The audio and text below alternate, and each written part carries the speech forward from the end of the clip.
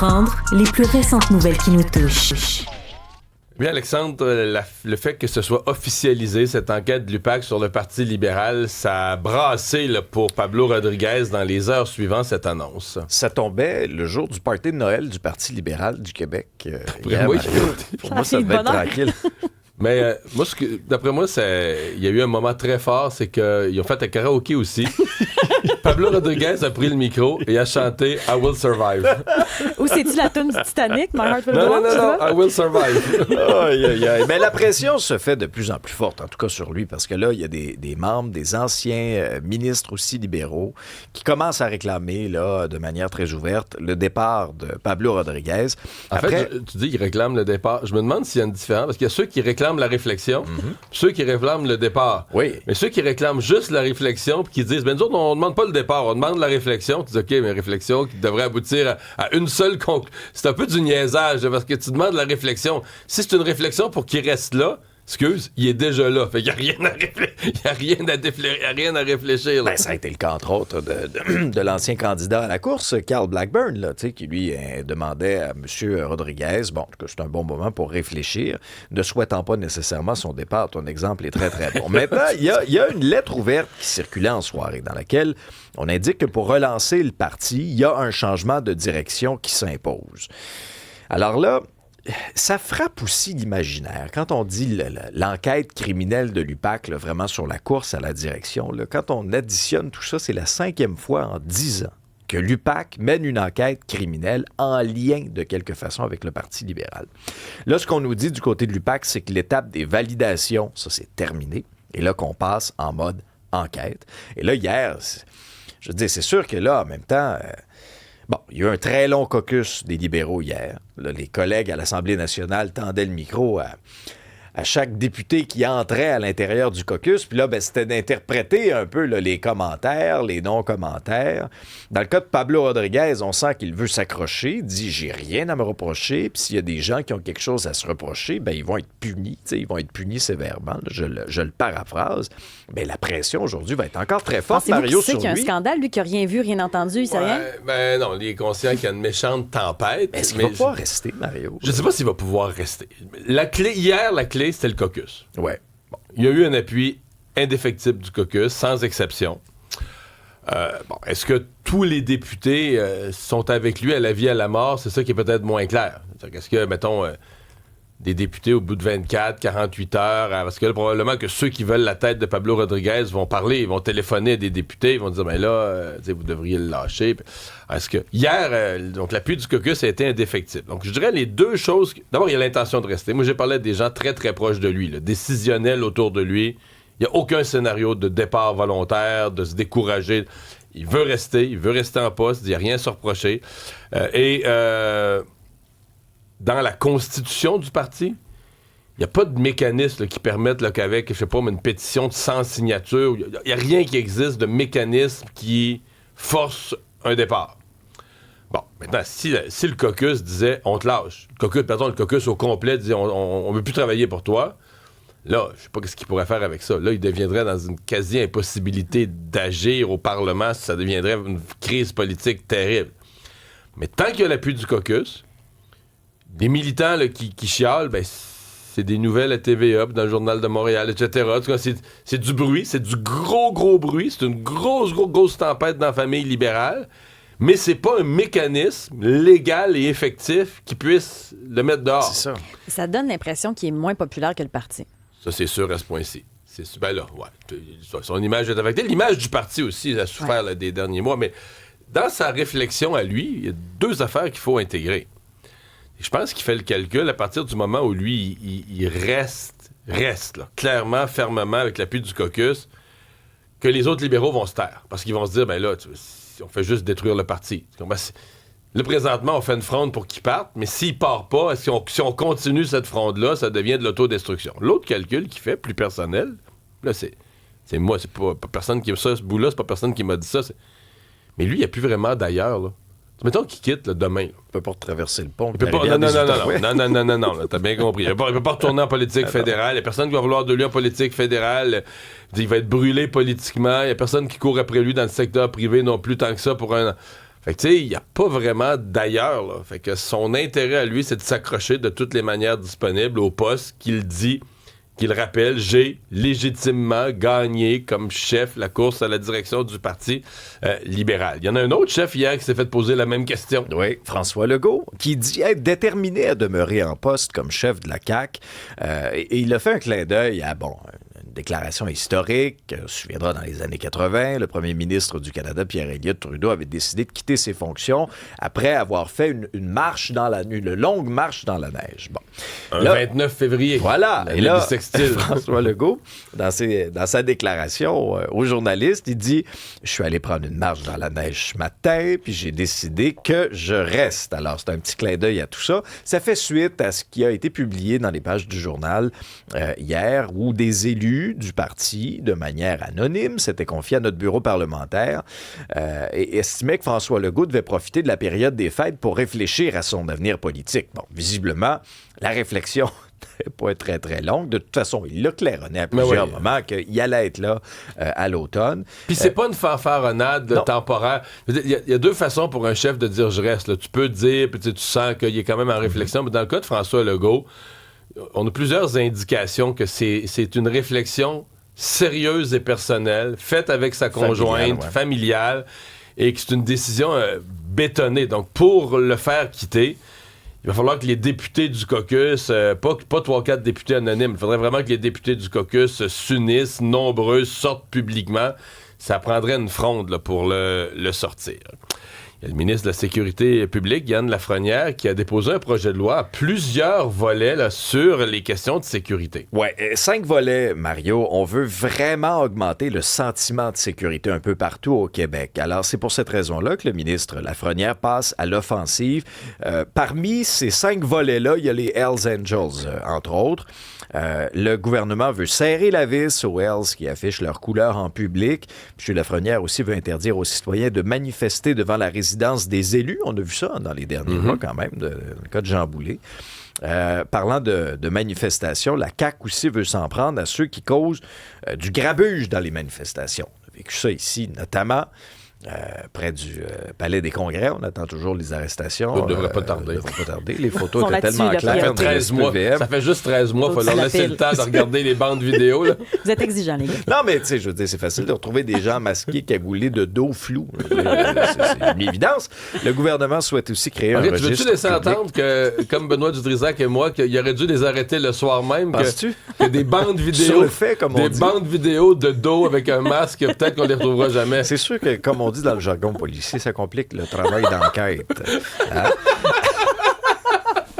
Il y a les délinquants sexuels aussi qui sont dans la mire, notamment avec un registre public des délinquants sexuels. Mais les arrêter sur le fait, ça aurait été de très mauvaises pratiques policières. C'est pas ça qu'il fallait faire. C'est de l'abus. Ça. Mais bon, hein, on connaît pas ça, nous autres. Non, on va parler au ministre Yann Lafrenière. Écoute, j'ai beaucoup de questions à y poser sur le comment de son projet de loi. Comme tu sais, les patchs des Hells Angels, là.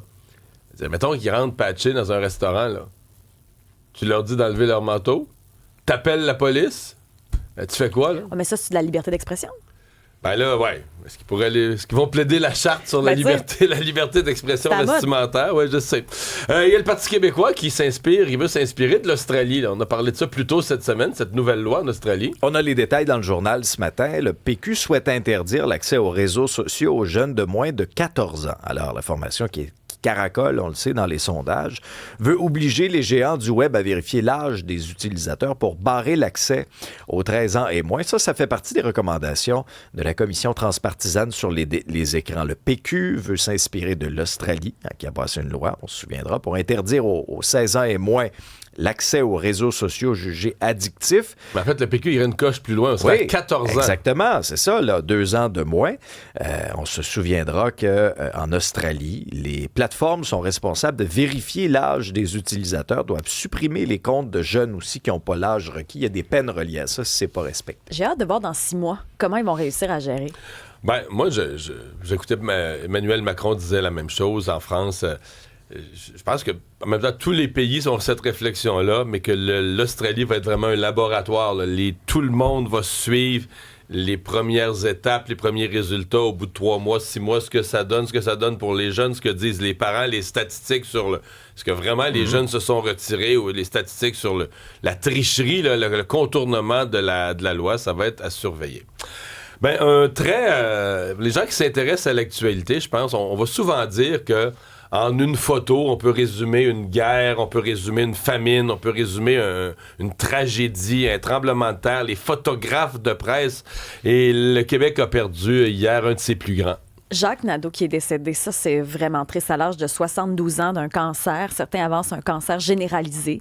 Il a travaillé plus de 30 ans au Devoir, collaboré avec la presse canadienne, le Globe and Mail, le Toronto Star, le New York Times aussi. Lui qui voulait trouver la meilleure shot, pas la plus belle photo, mais la photo qui allait représenter le plus l'émotion du moment. Il y en a, ces photos ressortent, celle de René, plusieurs de René Lévesque. Avec la cigarette au bec. Le caucus où les péquistes, là, dans les années 70, avaient amené tous leurs enfants. On dirait que, tu sais, nous autres, on regarde ça à notre âge, puis ces gens-là, ils ont tous connus plus vieux.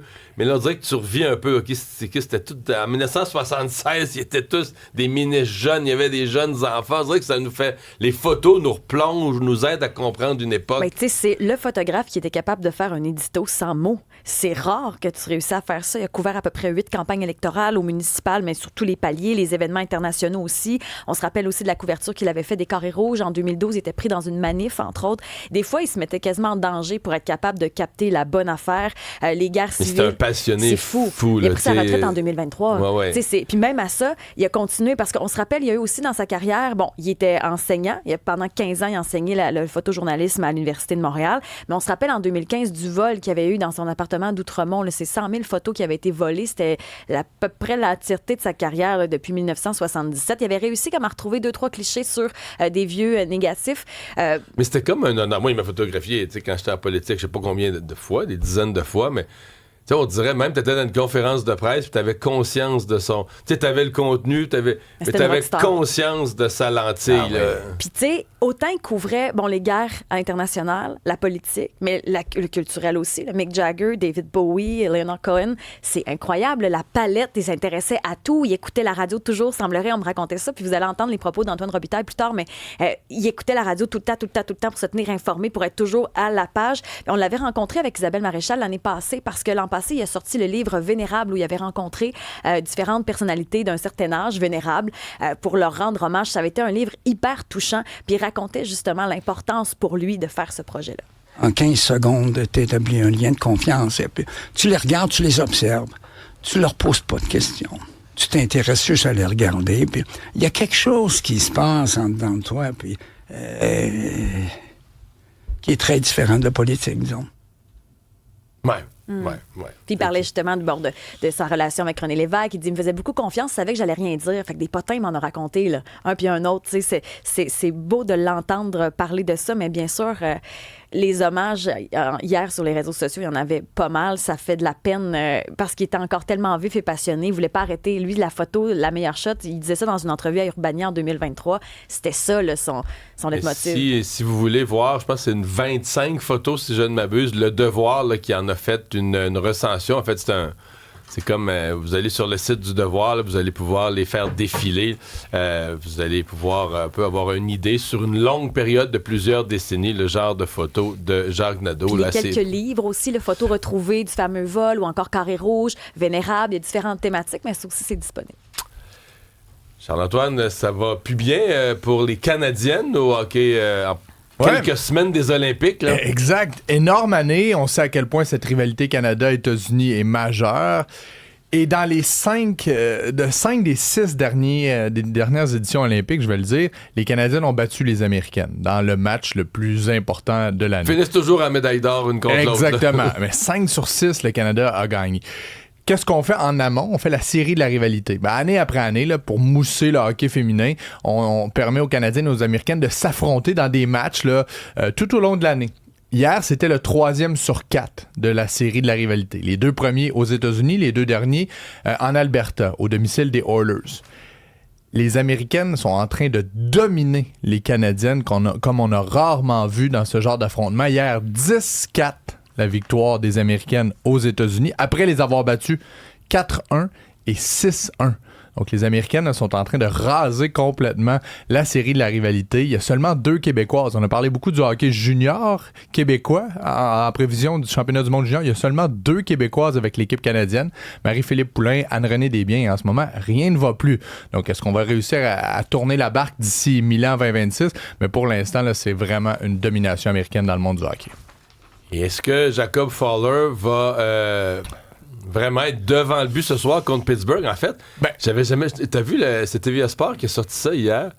Que tous les grands du Canadien, Ken Dryden, Carey Price, Patrick Roy ont tous commencé contre les Pingouins, mais quel hasard! Ah, wow. Carey Price et Patrick Roy, les deux ont disputé leur premier match comme partant dans la Ligue nationale de hockey, non seulement contre les Pingouins, mais à Pittsburgh. Et ce soir, le match du Canadien, il est en Pennsylvanie. Ça semble porter chance.